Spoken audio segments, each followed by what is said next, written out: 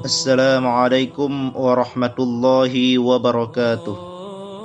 Alhamdulillah, alhamdulillahil ahad, wassalatu wassalamu ala man fis sama ismuhu Ahmad, wa man fil ardi ismuhu Muhammad, wa ala alihi wa sahbihi amma ba'. Pada malam yang mulia ini, pada tempat yang penuh berkah ini, Allah Subhanahu wa ta'ala sedang memandang kita semua yang duduk di tempat ini. Allah pandang dengan pandangan rahmat, Allah pandang dengan pandangan kasih sayang, Allah pandang dengan pandangan ma'firah, Allah pandang dengan pandangan pengampunan. Kenapa Allah pandang kita dengan pandangan rahmat?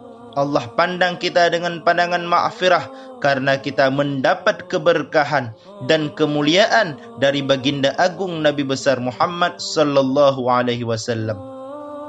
Kita duduk di sini, kita tidak pernah memandang langsung wajahnya Nabi. Kita tidak pernah berjumpa langsung dengannya Nabi. Kita tidak pernah duduk bersama-sama Nabi. Untuk apa kita duduk di sini kalau bukan karena iman dan cintanya kita kepada Nabi Muhammad sallallahu alaihi wasallam. Padahal kita tidak pernah berjumpa dengan Nabi, tidak pernah duduk bersama-sama Nabi, tapi kita beriman kepada Nabi Muhammad. Kita cinta kepada Nabi Muhammad. Kita umat yang dirindukan oleh Nabi. Kita umat yang dicintai oleh Nabi. Rasulullah sallallahu alaihi wasallam ketika beliau sedang duduk dengan para sahabat, Rasul berkata, "Wahai para sahabatku, tahukah kalian golongan-golongan yang soleh? Tahukah kalian golongan-golongan yang mulia?" Sahabat berkata, "Apakah para malaikat ya Rasulullah?"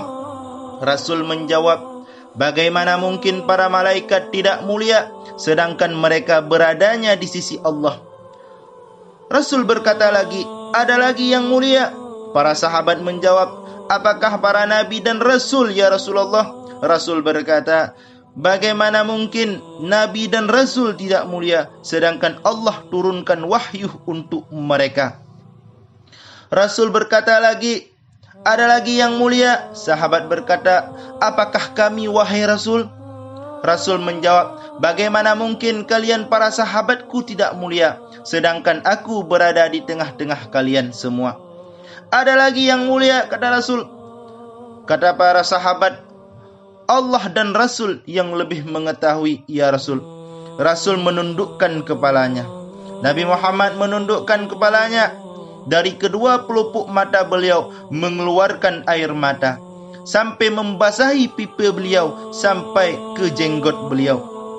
Beliau menundukkan kepala sambil menangis dan beliau berkata, "Golongan-golongan yang mulia ini, golongan-golongan yang soleh ini, mereka golongan-golongan yang adanya nanti di akhir zaman. Mereka tidak pernah duduk bersamaku, mereka tidak pernah memandang wajahku, mereka tidak pernah langsung mendengar kata-kataku, akan tetapi mereka beriman kepadaku. Mereka umat yang aku rindukan, mereka umat yang aku cintai.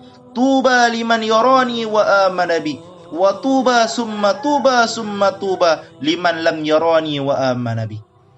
Sungguh beruntung orang-orang yang melihatku kemudian mereka beriman kepadaku, kata Rasul.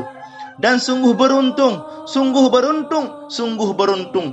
3 kali keberuntungan, 3 kali kemuliaan bagi orang-orang yang tidak pernah melihatku tetapi mereka beriman kepadaku. Siapa golongan yang Rasul jaminkan keberuntungan? Kita umat baginda Nabi besar Muhammad sallallahu alaihi wasallam. Kita tidak pernah memandang wajah Nabi, kita tidak pernah berkumpul dengan Nabi, tapi kita beriman kepada Nabi Muhammad sallallahu alaihi wasallam.